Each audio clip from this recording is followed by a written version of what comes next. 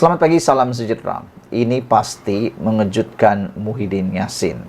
Anda masih mengingat lagi isu tentang kes Jana Wibawa? Kes Jana Wibawa yang menggemparkan Malaysia sehingga beberapa orang pemimpin dalam Parti Bersatu dan Perikatan Nasional telah berjaya diheret ke muka pengadilan. Sehingga termasuklah pengerusi Perikatan Nasional yang juga Presiden Bersatu turut didakwa di mahkamah atas pertuduhan berkaitan Jana Wibawa. Kali ini satu lagi pendedahan yang luar biasa berkaitan dengan kes Jana Wibawa yang mengejutkan Perikatan Nasional dan Muhyiddin Yassin ialah apabila kes rasuah melibatkan Adam Radlan yang berjumlah RM4.1 juta kini berjaya dipindahkan ke Kuala Lumpur. Kenapa agak-agaknya dipindahkan ke Kuala Lumpur? Kes ahli perniagaan Adam Radlan Adam Muhammad yang menghadapi dua pertuduhan menerima rasuah masing-masing berjumlah RM2 juta dan RM2.1 juta berhubung Jana Wibawa di Shah Alam akan dibicarakan di Mahkamah Session Kuala Lumpur. Hakim Mahkamah Session Shah Alam Rozila Saleh membenarkan permohonan pihak pendakwaan untuk memindahkan kes itu ke dua Mahkamah Session Kuala Lumpur atas alasan kesalahan jenayah tersebut dilakukan dalam satu transaksi yang sama, yaitu melibatkan kesalahan syarikat dan saksi-saksi serupa. Rozila menetapkan 29 Mei untuk sebutan semula kes di hadapan Hakim Azura Alwi dan Suzana Hussein. Pendakwaan dikendalikan Timbalan Pendakwa Raya Muhammad Fadli, Muhammad Zamri dan Mazia Muhaidi, manakala Peguam Datuk Seri Rajan Navaran Tenam yang mewakili tertuduh tidak membantah permohonan itu. Pada 22 Februari lepas, Adam Radlan didakwa di sini atas dua pertuduhan menerima rasuah berjumlah RM4.1 juta berkaitan projek Jana Wibawa. Sementara itu di Kuala Lumpur, lelaki itu didakwa di dua Mahkamah Session pada 21 dan 28 Februari lepas atas dua pertuduhan rasuah dan satu pertuduhan meminta suapan berjumlah RM2 juta. Saudara-saudara sekalian, itulah dia keputusan yang paling kita memang tunggu-tunggu apabila ianya melibatkan projek ataupun kes Jana Wibawa. Sudah lama kita tidak dengar tentang isu ini. Namun, hari ini kita diberitakan tentang perkara itu sekali lagi. Saudara-saudara sekalian, pada pendapat Anda, bagaimanakah kejadian seterusnya tentang Jana Wibawa ini?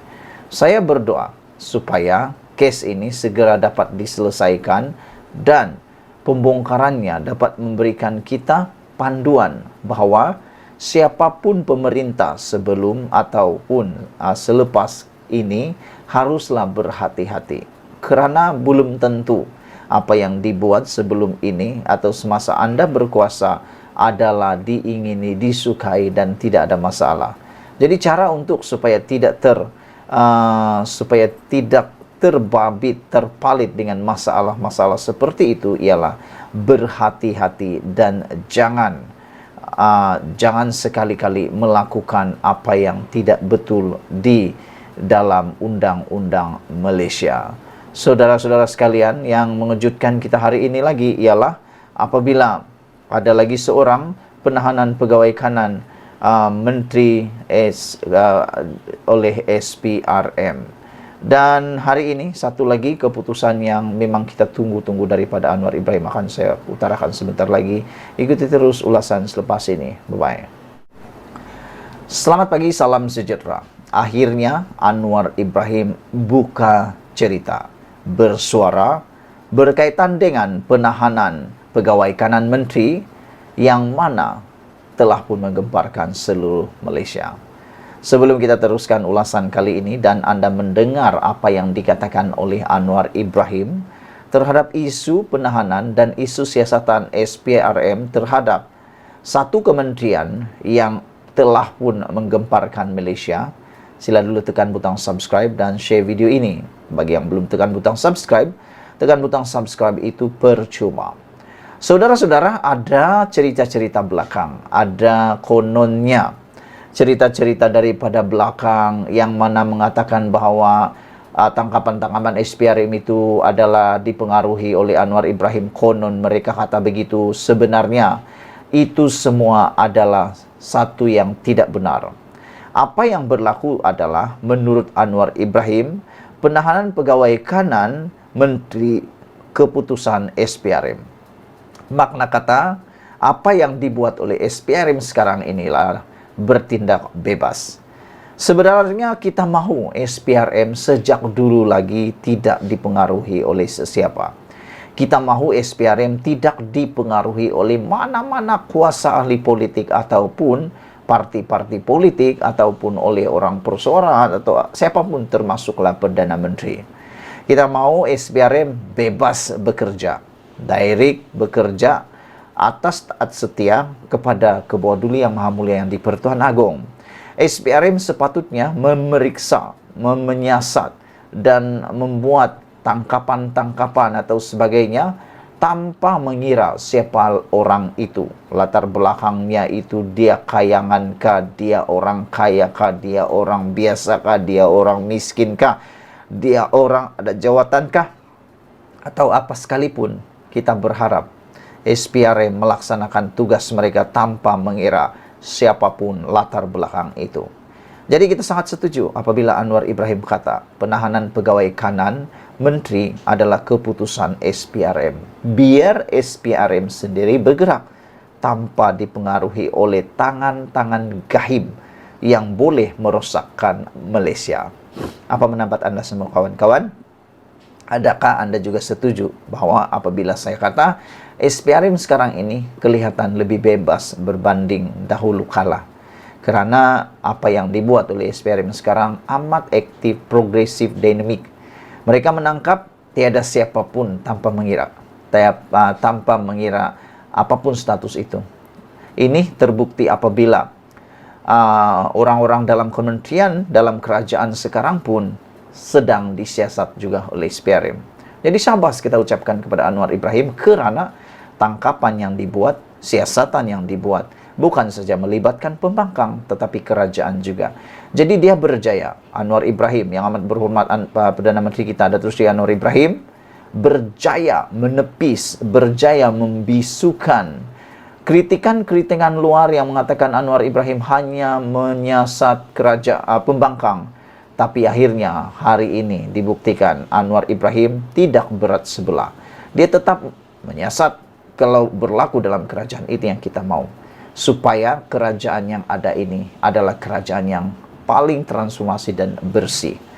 Penahanan beberapa pegawai kanan kepada Menteri Sumber Manusia V. Sivakumar oleh Suruhanjaya Pencegahan Rasuah SPRM merupakan keputusan badan itu sepenuhnya, kata Perdana Menteri Datuk Seri Anwar Ibrahim. Anwar berkata, sebagai Perdana Menteri, beliau hanya meminta SPRM untuk mengambil tindakan kepada sesiapa sahaja sekiranya mempunyai asas untuk berbuat demikian. Jangan kita mendahului dari segi menjangka apa-apa yang lain, kerana saya tidak ada pemakluman selain daripada dimaklum tentang penahanan. Jika tak salah, 3 orang pegawai di Kementerian Sumber Manusia, katanya lagi. Beliau berkata demikian kepada pemberita selepas mempengerusikan Majlis Pembangunan Bumiputra Pulau Pinang di Bukit Mertajam hari ini. Media melaporkan pegawai kanan kepada V. Sivakumar ditahan SPRM dalam serbuan di kementerian itu pagi semalam. Sementara seorang lagi pegawai kanan kepada menteri berkenan ditahan hari ini bagi membantu siasatan. Penahanan itu dipercayai mempunyai kaitan dengan dakwaan suspek telah menubuhkan sebuah agensi pengambilan pekerja asing untuk mendapatkan kelulusan kementerian berkenan walaupun terdapat konflik kepentingan. Saudara-saudara sekalian, ini memang keputusan yang kita tunggu-tunggu daripada Anwar Ibrahim. Kerana dengan apa yang telah dinyatakan oleh Anwar Ibrahim ini, beliau sebenarnya telah berjaya menepis segala dakwaan, kritikan, songsang daripada musuh-musuh politik beliau. Kalau selama ini kita dapat lihat yang disiasat, yang didakwa, yang dibawa ke muka pengadilan, ditahan, direman dan sebagainya, kebanyakannya datang daripada pihak pembangkang maupun orang-orang yang tidak terlibat dengan politik. Tetapi kali ini Anwar Ibrahim membuktikan apa yang beliau cakap, apa yang beliau nyatakan, itulah yang dia buat. Dia tak cakap tapi tak buat. Dia buat baru dia cakap. Ini base-nya Anwar Ibrahim. Apabila dia isytiharkan perang terhadap rasuah, dia buat sehingga semua orang yang mat rasuah, suka makan rasuah, biasa buat rasuah, kini mula menjadi takut kerana benar Anwar Ibrahim melaksanakan perang terhadap rasuah itu sehabis-habisnya. Sehingga laporan yang terkini juga kita terima adalah apabila Setiausaha Sulit Sivakumar ditahan oleh SPRM. Ini bukan orang-orang biasa yang ditahan, ini Setiausaha Sulit. Kerana beliau ditangkap untuk siasatan dan telah pun disahkan oleh Ketua Pesuruhjaya SPRM iaitu Azam Baki. Azam Baki bagaimanapun tidak memberitahu berapa lama suspek ditahan reman. Penahanan itu adalah yang terbaru menjadikan sudah ada 2 pegawai kanan ahli Parlimen Batu Gajah disiasat agensi penguatkuasa berkenaan. Semalam, SPRM menahan seorang pegawai kanan Sivakumar selain seorang ahli peniaga dari Ipoh berkaitan dakwaan rasuah yang melibatkan sebuah agensi pengambilan pekerja asing. Difahamkan SPRM tertumpu kepada individu lain dalam kementerian dan agensi berkaitannya. Saudara-saudara sekalian, Malaysia kini difahamkan siasatan itu melibatkan kes rasuah bernilai RM97 juta. Dan yang menariknya, menurut satu lagi laporan adalah penahanan itu dipercayai mempunyai kaitan dengan dakwaan suspek telah menubuhkan sebuah agensi pengambilan pekerja asing untuk mendapatkan kelulusan kementerian berkenaan walaupun terdapat konflik kepentingan. Sekian dulu untuk kali ini. Jangan lupa tinggalkan komen Anda, share video ini. Kita jumpa lagi. Bye-bye.